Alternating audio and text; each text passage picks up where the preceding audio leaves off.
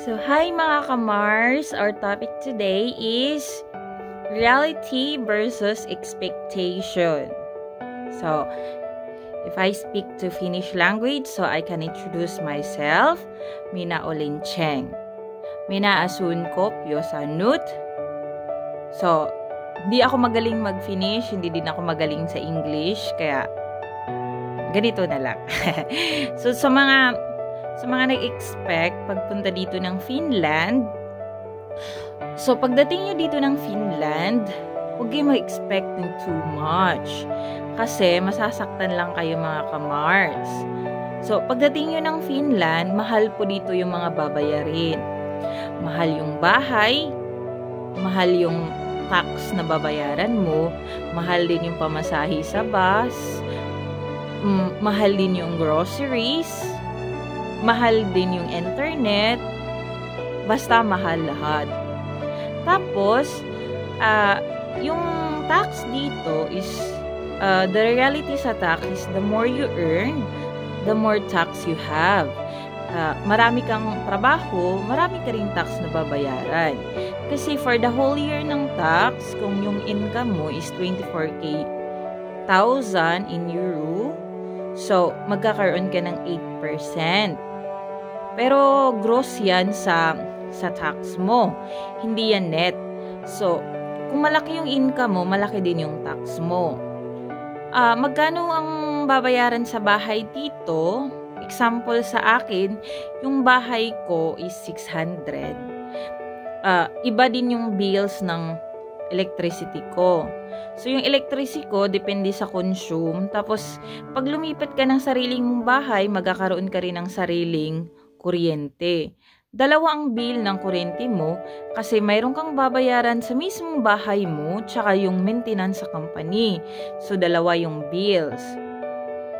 Pag nagpunta kayo dito na wala kayong pocket money, first time yung pumunta ng Finland, magugutuman talaga kayo. Kaya kailangan, pag nagpunta kayo dito, kailangan yung magdala naman lang ng kahit 1,000 euro for the parang temporary. Kasi, pag dating mo kasi, kailangan mong i-register pa yung sarili mo sa DBV. So, need mo munang magkaroon ng bank account para in case na magtrabaho ka na agad-agad, hindi naman papasok agad-agad yan sa account mo. Kasi, hintayin pa na ma-register ka, tapos ma-register ka sa DBV, ma-register ka sa police, tapos tapos pag dumating na yung ID mo, tsaka kailangan mo pang mag-apply ulit sa bank. So, it will take like 1 month. So, kailangan mong mabuhay ng 1 buwan bago ka magkaroon ng sahod. So, yan yung mga reality dito. So, kasi kung nasa ibang bansa pa tayo, example, nasa Hong Kong tayo, nasa Pilipinas, di ba, ang galing lang ng expectation natin na pagdating natin sa Finland, maganda nga yung environment, maganda yung panahon, maganda lahat ng nasa pictures, maganda, the most happiest country in whole world, gano'n, di ba? Pero ano siya, sa totoo lang, black market yan, parang gano'n. Kasi ang daming nadidepress na tao dito, kaya walang lock yung mga room nila. Ganon. So, huwag tayo ma-expect na too much. So, pag dinala yung pamilya nyo dito, be sure na marami kayong pera. Kasi, the most important thing here is language. So, hindi ka agad-agad na makakapasok ka ng trabaho, na mag-apply ka agad-agad, kasi, tatanungin ka ng company kung marunong ka na sa language nila, kung anong level ng language mo. So, mga naka-family ties dito, pinag-aral mo sila ng gobyerno ng 1 year na basic language training, tapos hinahanapan sila ng mga work na fit sa kanila. Tapos wala kasing libre dito guys, as in wala talagang libre sa totoo lang. Talaga yung rent. Tapos pag hindi ka pa nagbayad ng rent, magkakaroon ka ng interest. So for that week, meron kang 5 euro na interest.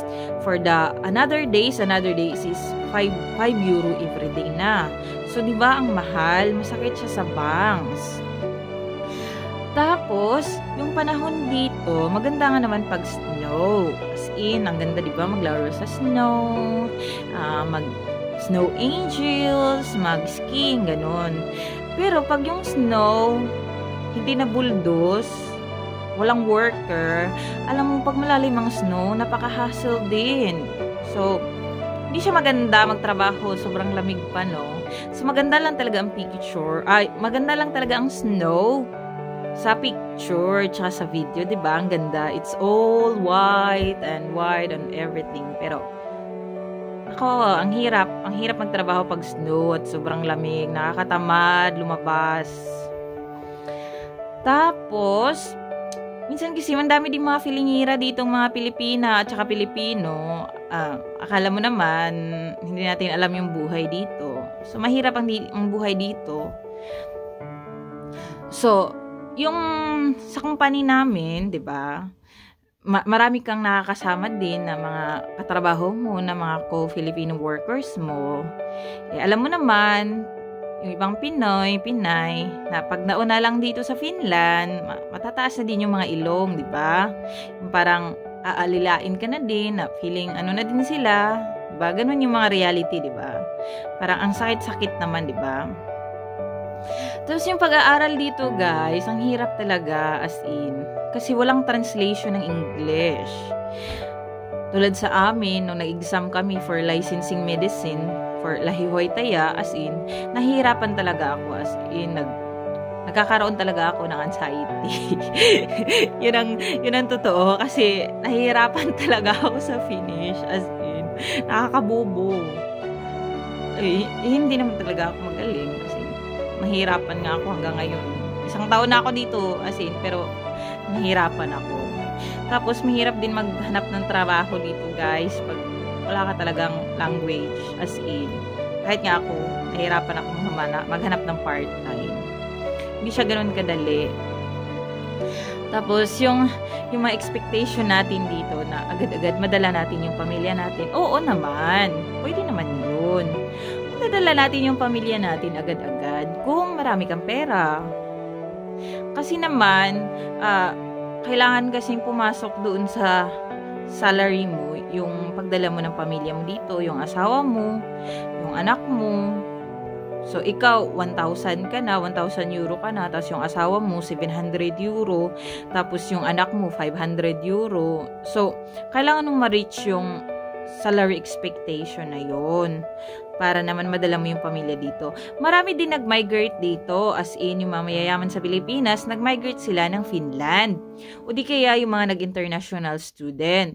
Pero yung isa lang alang natin, pag nag-international student tayo dito sa Finland, is marami ka talagang baon na pera.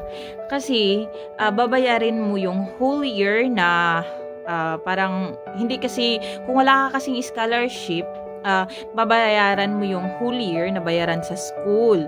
So, may nakausap ako na nag-international student dito, kumbaga, nag-consultant agency siya sa Pilipinas. So, sabi niya sa akin, the whole year na binabayaran niya, kasi medical student siya pagpunta na dito, is 12k euro. So, ang iba daw course, merong 6,000 euro for the whole year. So, mag-aaral kayo dito ng 3 years. Vocational lang yan sa applied science ng mga school. Hindi yan universities, because we're not allowed to go in the universities unless hindi mo matapos yung mga vocational schools. So, sabi niya, 6,000 euro babayaran niya for the whole year. Kaya lang, nakakuha daw siya ng scholarship. So, 3 years na lang yung babayaran niya for that year. So, every year, magbabayad siya ng 3,000 euro every year for that course. Pagkatapos nun, ang bahay niya is hindi din libre yun. So, yung mga bahay ng mga students dito is nasa 300 to 400 to 500 euros.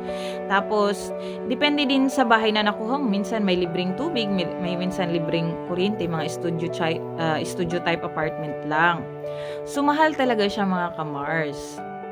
So, pero yung school naman, maipoprovide din naman na yan, parang OJT. At the first year of your school, meron silang i-provide na OJT, like meron silang hours na makukuha. Pero ang ibang students may bayad, yung iba wala. Depende kasi sa company na napasukan nila. So, ganun yung realidad ng buhay dito. Yung iba, yung atat na pumunta dito, atat na atat silang pumunta ng Finland, hindi nila inaalam muna kung ano magiging buhay nila dito.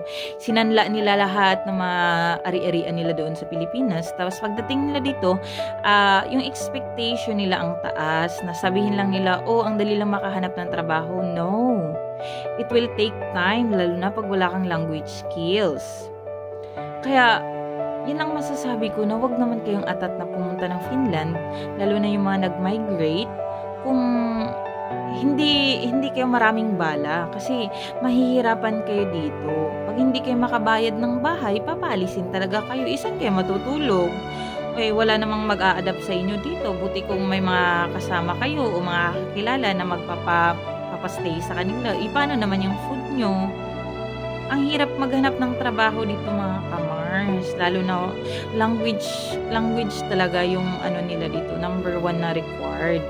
Meron namang hindi naghahanap ng language. Pero as of now kasi, Finland is, nagkakaroon sila ng economic crisis. Kaya, parang hindi talaga magandang mag-migrate ngayon sa Finland. Yun ang masasabi ko sa reality dito. May mga ibang tao na parang, yung mga kapwa natin na, hindi naman masasabi natin na namumulot ng lata, diba? Kasi yung pinupulot na lata, may naman yan, parang may deposit naman sa groceries. Kaya kailangan natin ibalik kasi binayaran din natin yan. No? Pero kawawala yung mga kababayan natin na sinanla lahat ng mga kayamanan doon sa Pilipinas, lahat ng ari-arian nila para mag-migrate dito. Tapos pagdating dito, mataas yung expectation nila na makahanap agad ng trabaho, tapos magkakaroon ng magandang buhay. Yung parang ganun. Parang ang sakit lang ba na ganun yung expectation nila. Pero ang realidad ng buhay is mahirap.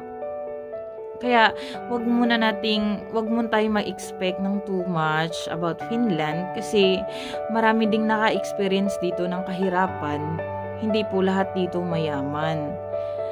At saka, hindi ka exempted sa tax dito once na may trabaho ka.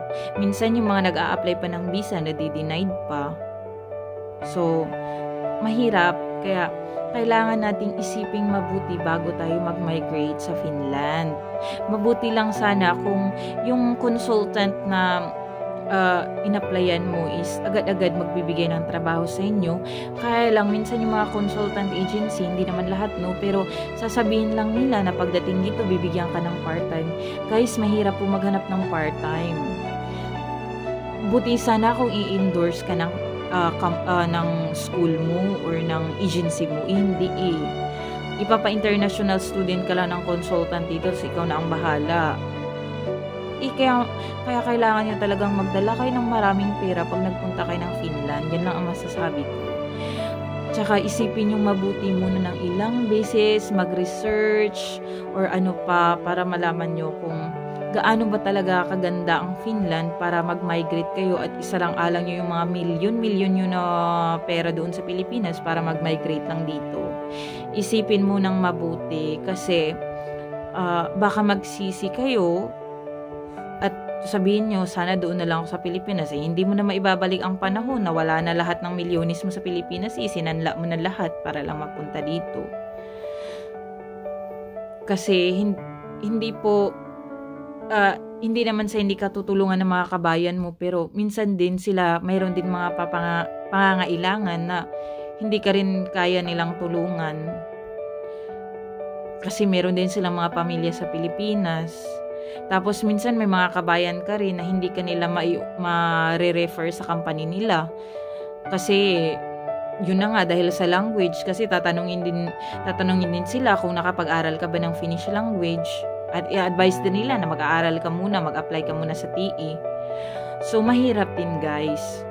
Kaya isipin mabuti bago ma-migrate sa Pilipinas or mag-apply ng international student, kasi yung mga expectation nyo na madaling makuha ang pamilya, dinalan yung pamilya nyo dito na agad-agad, hindi po ganun kadali. As in, Yun lang talaga masasabi ko doon sa mga nangangarap mapuntang ng Finland, na isipin mabuti bago tayo magpunta. Mag-research ng mabuti kung gaano ba talaga kaganda ang buhay dito, kasi ang reality at expectation is magkaiba po. Yan ang isipin natin mabuti, yan ang masasabi ko as dito na sa Finland, para hindi kayo magsisi sa huli. Kaya salamat po sa inyo sa pakikinig, sa lahat ng mga nakasubscribe sa akin. Salamat po. Kiitos paljon kaikille. Bye-bye.